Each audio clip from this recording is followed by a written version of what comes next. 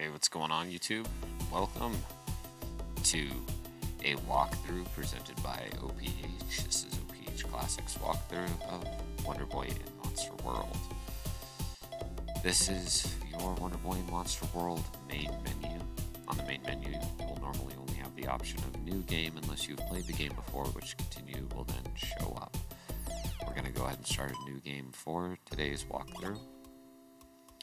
Monster World was once a peaceful region, the game claims, even though its name was Monster World.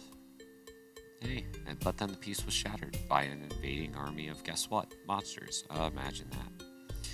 And a young man named Cheyenne, who is you in the game, that's your avatar, vowed to defeat them and to make his land peaceful again. And that is all the story we get for Wonder Boy in Monster World.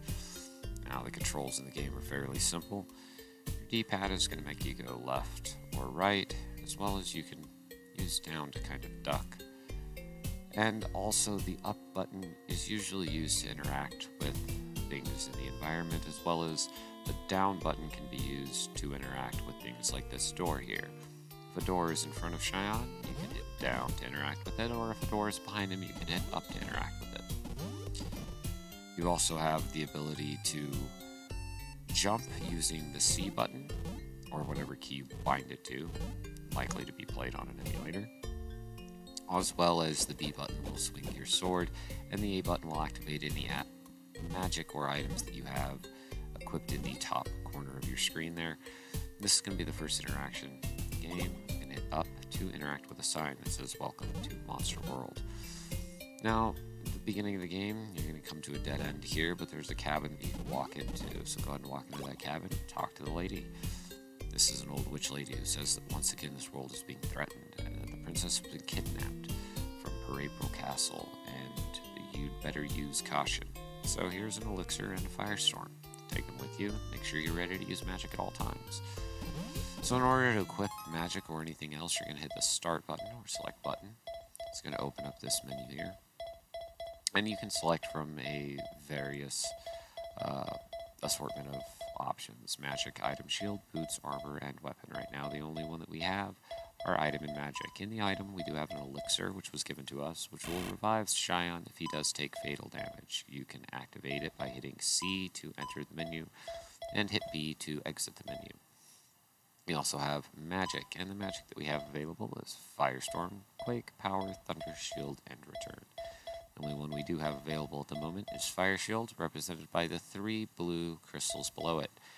Now, if you do use them up, they will disappear and turn gray, and you'll have to collect them again or rest at an inn to get your magic back.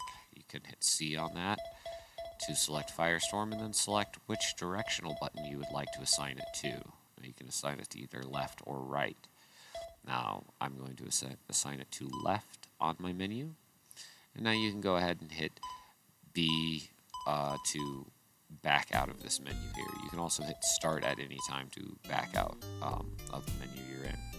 Now, Firestorm is selected, and it is equipped to A and left. So if I hold A and hit left, I will use my Firestorm spell. Firestorm spell is fairly useful.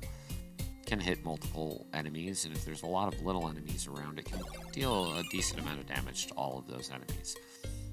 That's one of the first 2 little monsters we fight in Monster World. We're also going to fight these bigger snakes. Now, you can jump down there and fight them if you'd like, and get hit by them a bunch trying to fight them, because they do move pretty quick, and your sword range is pretty slow. Or you can do what I like to do, and just sit up above, and they can't get you up here, and you can kind of lay down and poke them in the head when they come at you. Real easy way to avoid taking damage early in the game. Now, if you do take damage like you did see me do, you're going to lose a heart piece, which is up there in that corner. You can lose a quarter, a half, or even a full heart.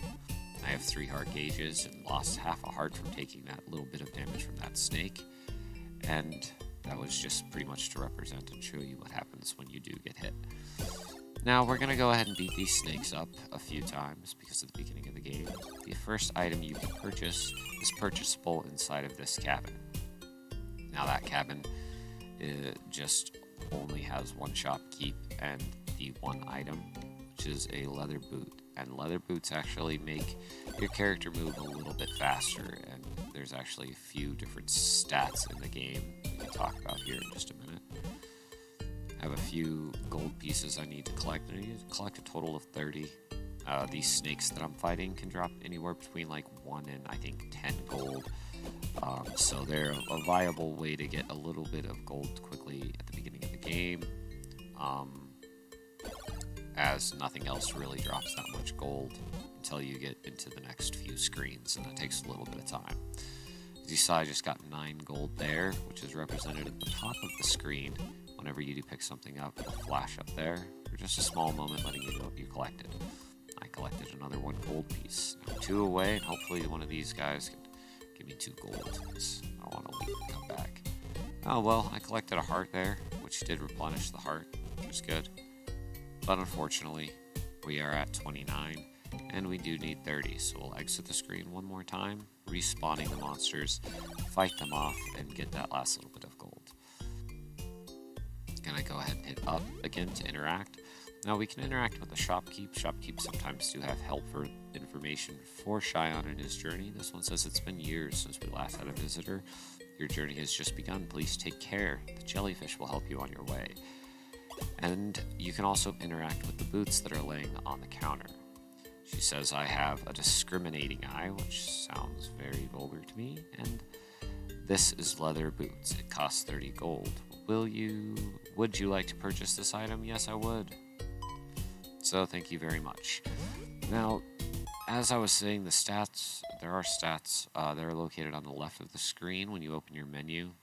There's AP, DP, and SP. AP, I believe, is armor points, or no, attack points, and DP is defense points, and SP is speed points or special points, something like that. But when you do equip the leather boots, it doesn't actually change your stats, but you will notice an increase in your speed. If you see me walking around here, it's fairly decently speed, as opposed to these cloth boots, which was the way I was before, leisurely stroll. Kind of jogging around now with my leather boots on, showing them off. I'm going to go ahead and journey on to the first village in the game. It's like Alsedo Village. Now this is the castle we're trying to gain access to, and we're the legendary hero, but even if we try, these assholes say this is Parapral Castle and entry is prohibited. Go away. It's kind of a mean thing to say to the legendary hero. Well, we're going to go ahead and go this way. Now this is a platforming game, so you will see a little bit of platforming here and there in the game. Now if you do fall into the water at any point in the time, don't worry, you're not going to be eaten up, no damage will be taken, not going to die or anything like that. You kind of just float along the top of the water. As you make your way through here, you're going to encounter 2 different types of creatures here. You're going to have these little miniature crabs as well as these little miniature monkey guys. The monkey guys actually take 2 hits, as the crabs only take 1. There are more crabs, and they put the crabs in more precarious locations, like at edges and on platforms, trying to get you to get hit by them, as opposed to the monkeys kind of just take more damage. And if you're just walking when you attack them, you'll kind of hit them, push them back, and then walk into them again, and actually take damage. So as opposed to that, it's better to just stop and fight the monkey one-on-one. Now here's the first little secret in the game. At the top of this platform, if you jump when you're at the peak of the platform, you'll actually activate a trigger which spawns a few coins and a heart piece. If you jump anywhere else in it, in the platform's location, you're not going to do anything. But if you wait till you're at the very top and jump, go ahead and spawn a few coins, as well as a little heart piece, which can fill up your gauge there a little bit. Now there's a treasure chest located under me, but you're not able to actually gain that chest at this time, so we're just going to move on, and we'll go ahead and come back to that later when we're able to get it. There's a little monkey here, easily just pushed off the ledge or killed. Kind of just platform your way across. Again, if you fall, it's never really any big deal, and a lot of the time you can just swim across faster than you can platform across this and avoid fighting the crabs. The crabs are kind of just there to get the currency, the gold in the game, And they do have a high drop rate. They do usually drop gold almost every time you kill one, but the gold is kind of minimal. But still worth it if you do kill them. Try and pick up the gold that they drop. Now this is where the shopkeep was telling us about these jellyfish.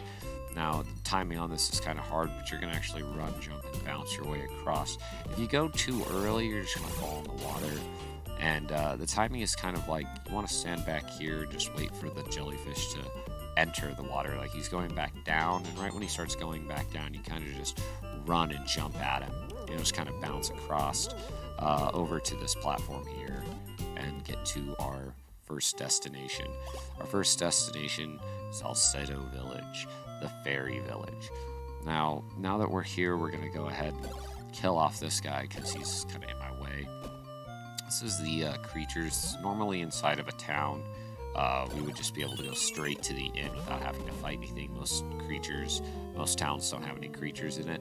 This one does because, well, there's a bunch of fairies here and they can't protect themselves. So that's why Cheyenne is here, to protect the fairy village. And that's what you'll be seeing in the next part, the next walkthrough, part 2 of the Wonder Boy and Monster World walkthrough by OPH Clasics. Thanks for tuning in here, and go ahead and hit that like and smash the subscribe button like I'm smashing the down button.